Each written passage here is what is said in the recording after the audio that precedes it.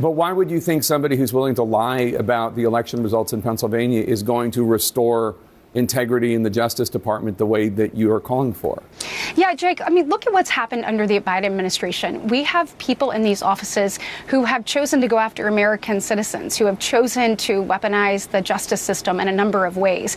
When I talked with Pam Bondi, she committed to me to getting back to doing the job of the people, to getting back to doing what the department was created to do. That's Republican Senator Katie Britt turning CNN host and political show for hire Jake Tapper's loaded question about Pam Bondi back on him, and from the looks of his face, you can tell he wasn't prepared. Welcome to Nerk News, I'm Nerkish, and it looks like the confirmation hearing for Pam Bondi as U.S. Attorney General is scheduled before the Senate Judiciary Committee on January 15th and 16th. As a nominee, Bondi has vowed to restore justice, combat the deep state, and uphold law and order, which naturally puts her at odds with the majority of Democrats and hacks and establishment media. You're on the Senate Judiciary Committee. Attorney General nominee Pam Bondi will testify before your committee later this week. You have said she has your support and she will help restore the Department of Justice to become one, quote, driven by blind justice, not blind partisan politics, unquote.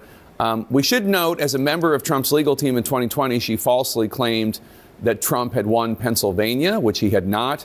She spread baseless claims about widespread cheating by Democrats, about fake ballots. That is partisan politics, what she said in 2020. That is not justice. People want these agencies, these departments to actually work for the American people.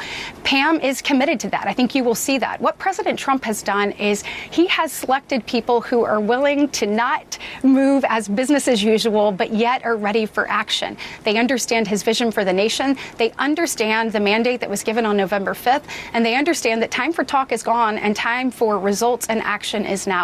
And so I think people are actually sick of the weaponization. We had this conversation. We talked about politics not being part of the process of what you do in the department. She is committed to that, and I think she's going to do an excellent job of returning the department to the work of the American people. And I am excited for her hearing. I'm certainly excited. It'll be my very first hearing as a member of the Senate Judiciary Committee. We've got a lot of great nominees on the Hill this week, and they'll have the opportunity not only to make their case to those on that committee, Jake, but they'll have their opportunity to make their case to the American people of why they are best suited to move President Trump's agenda forward. You know, it's amazing how Democrats and the media seem to be completely incapable of acknowledging the current weaponization of the DOJ. It was almost like she was just talking to a brick wall whenever she brought it up, which of course is because that's not part of the assigned narrative. Pretend journalists like Tapper are only permitted to bring up the 2020 election as a gotcha question for conservative guests, and if that falls through, just move on to the next thing, which in this case is one of legacy media's favorites, immigration.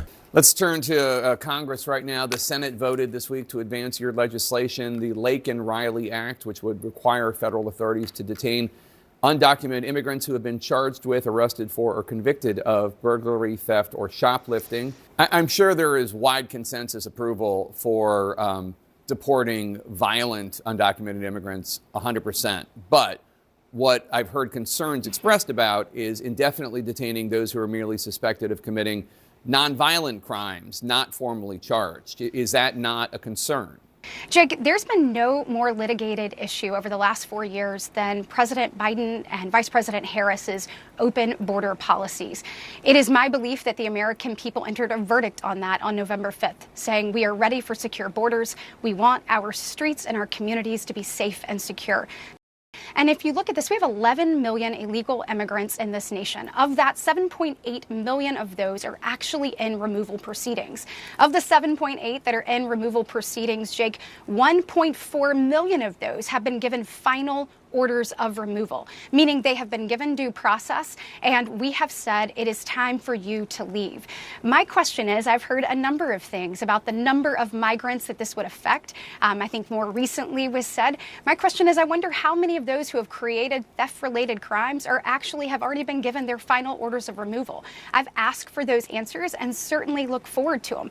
I think at the end of the day, if you don't commit a crime, the Laken-Riley Act, you're not subject to it. So I think we should start there. I think Democrats have to wake up and realize that Americans are sick of excuses and they're ready for action.